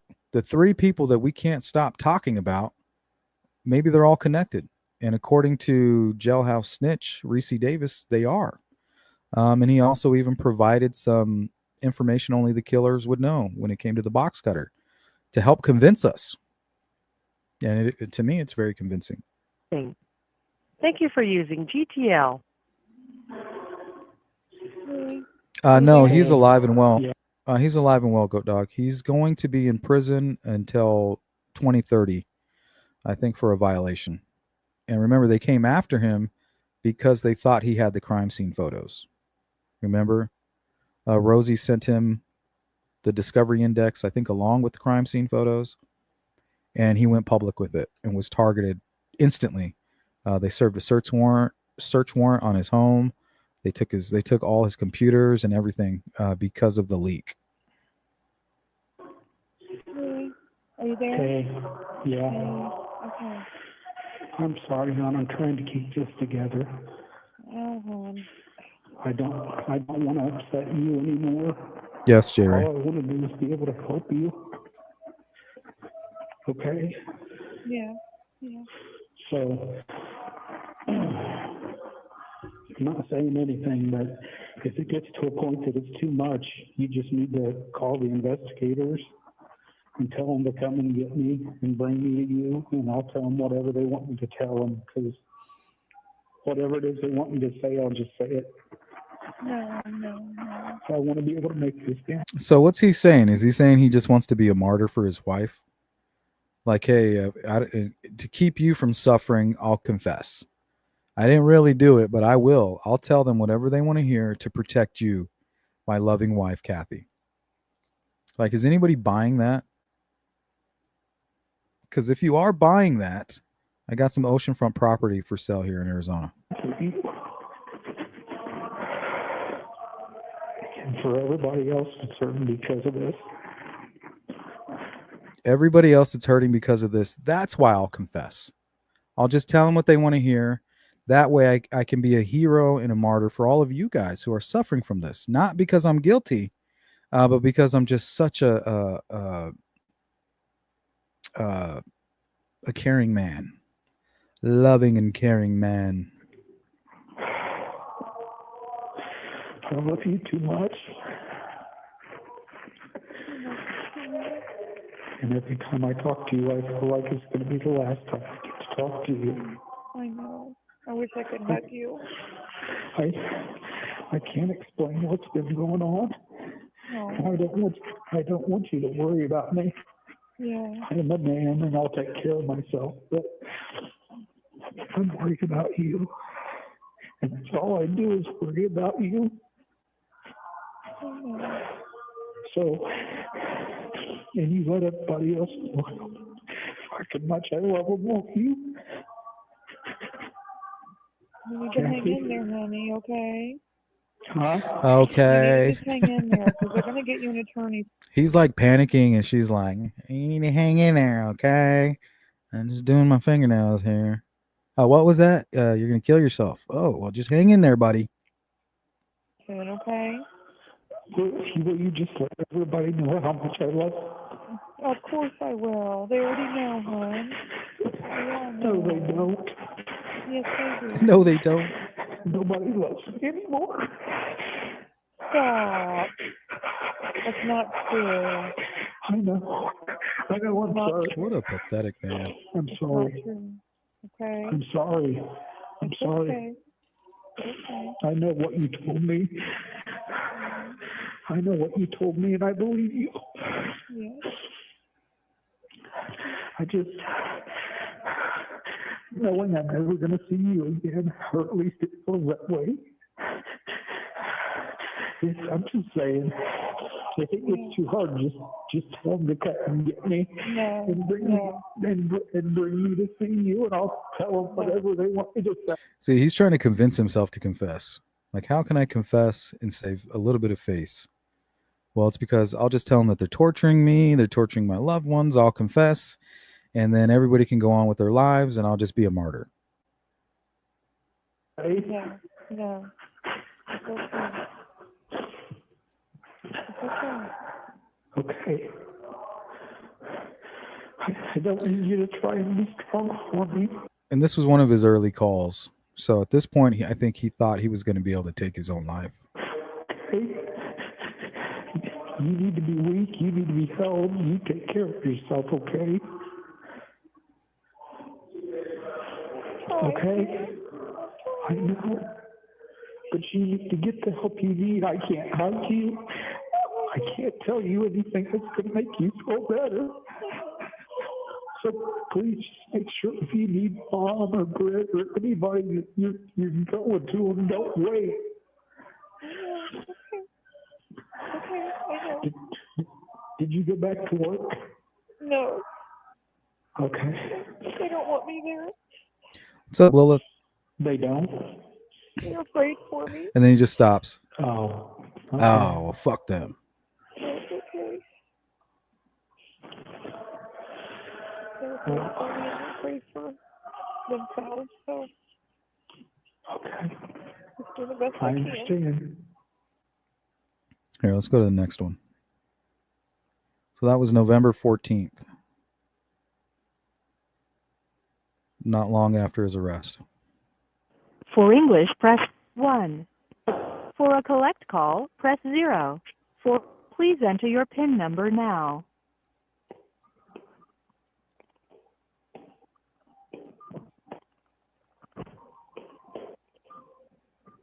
Your current balance is $28.40.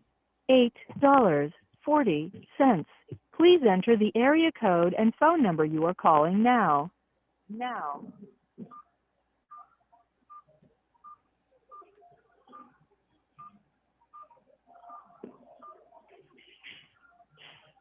This will be the last Please one. hold.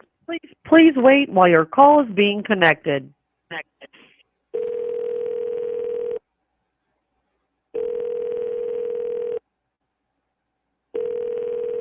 What's up, Julianne?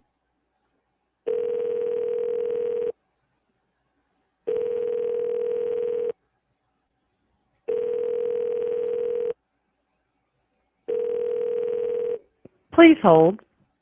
Hello. This is a prepaid debit call from Ricky. An inmate at the Indiana Department of Corrections, Westville Correctional Facility. April To 2nd, accept this call, 2023 is this press call. 0. To refuse this call, hang up or press. This call is from a correction facility and is subject to monitoring and recording.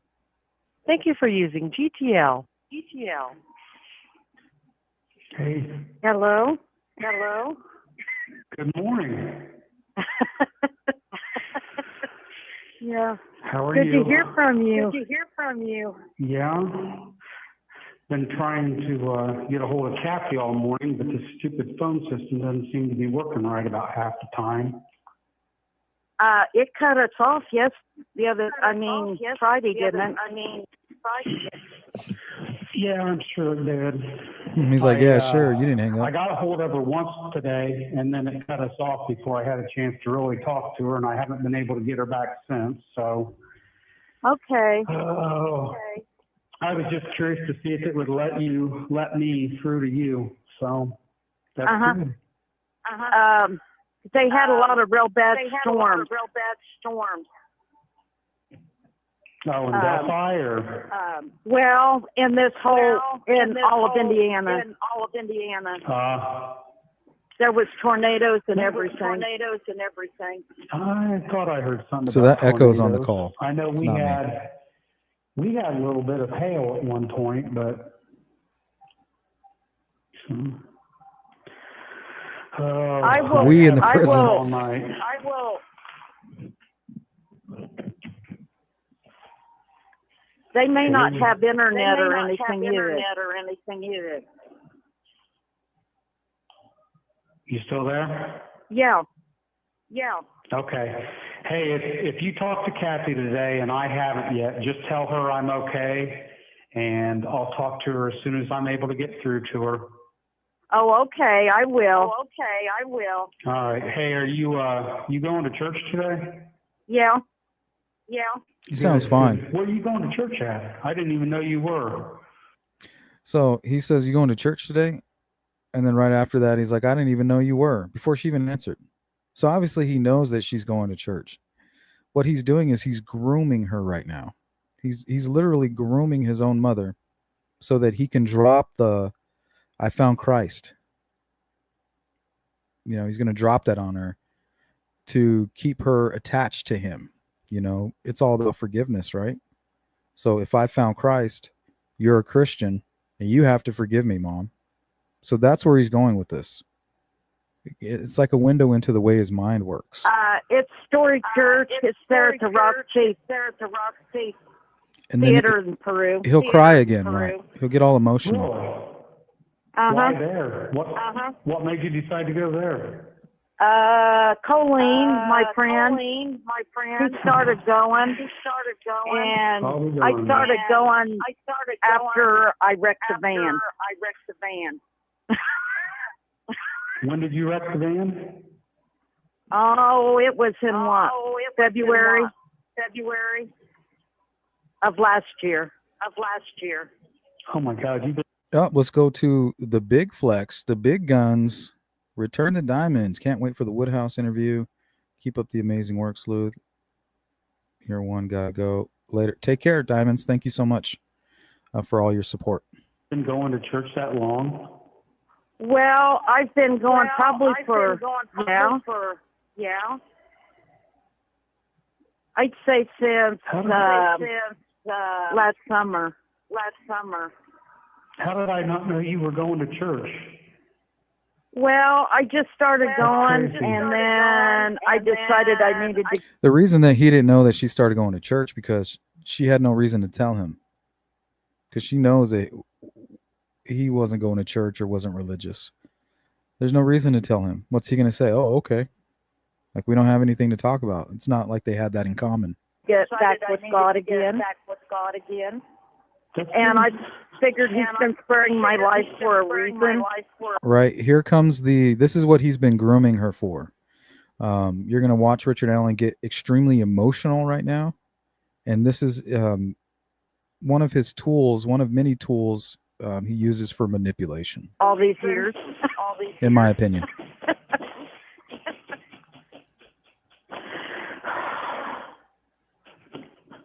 That's good to hear. Hear it? Yeah. And I'm glad that I did because I wouldn't have made it through all this without him. Yeah. So, did Kathy tell you that I told her the other day that I accepted the Lord Jesus Sure you did. as my Savior? Oh, no. See, that's what he was grooming her for. You can't just come out and pick up the phone and be like, I found Christ. So now you have to forgive me, Mom. No, you have to manipulate and groom. That's how he works. Oh, no. That's so wonderful. Oh. It pleases her. I didn't know. She told you or not. Probably the last person she thought would ever say I found Christ is she knows this man more than anybody. And the reason she didn't mention going to church is because she knows that he wouldn't care or might even be despised by it. So to hear that he's found Christ, she is ecstatic. God's really important to me right now. I just, to hear you say that you've been going to church for that long again just makes me happy. It makes See, now he's trying to assume the position of authority Like he's an expert on Christianity now, and he's just so proud of his mom to see that she's found Christ too. That he's now in a position where he's looking down on others, and for her to join him up on that pedestal is great for him. That's what he's trying to convey. Makes me happy. And that Kathy's going and all that. Yeah. Okay, well, He's like, anyway. But And then at a drop of a dime. Anyway, forget all that about that bullshit. So he just changes the subject. Stops crying, done talking about it. Went from the most important moment of his life to anyway. Enough on that. But guys, this is going to be our 3-minute warning. That's everything I had for you. So if you're part of the replay crew, you know exactly what to do. Drop a comment and we'll get back to you. And if you can't hit the Cash App, hit the like button. And all of you who continue supporting my channel, you make it possible. We're struggling right now, but you guys are making it possible, and I couldn't do it without you. People like Bad Actors, Miss Dog Lover, Return the Diamonds, all my moderators, all my subscribers, and the few of you who actually go and share the videos, which is very rare. So if you guys want to help the channel, that's something you can do. Just share the video somewhere.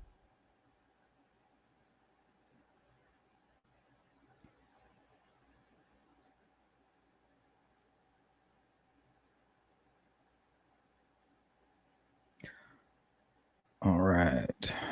So when the song is over, we are out of here. I'll turn it down so that we can talk.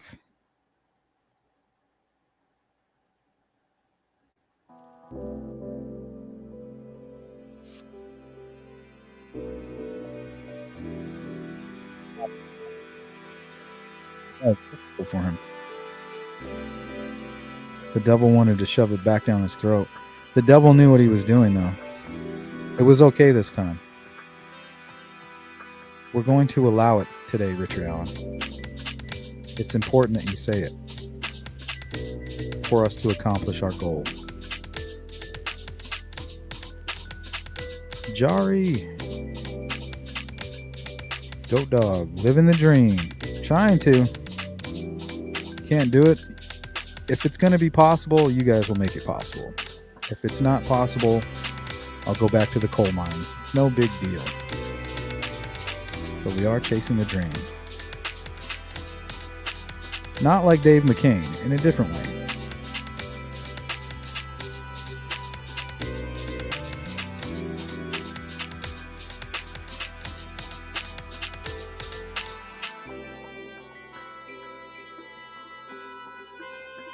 So I do appreciate you guys, your willingness to set aside any of your bias so that we could play devil's advocate and try to find some understanding about why this could happen to Abby and Libby.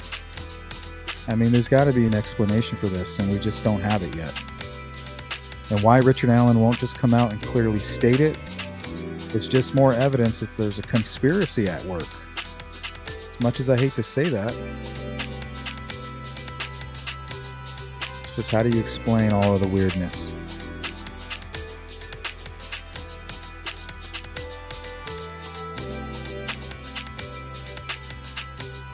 Thank you, Mustang. Thanks for being a member, CJK. Thanks for being a great mod and a member. And all of you hardworking moderators, I appreciate it. I may or may not see you a little bit later in the day. We do have 3 live streams that are ready to go. They're all prepped. All the content is collected. So if the timing permits, I'll see you again 6 p.m. Mountain Standard Time. Don't do anything I wouldn't do. Peace.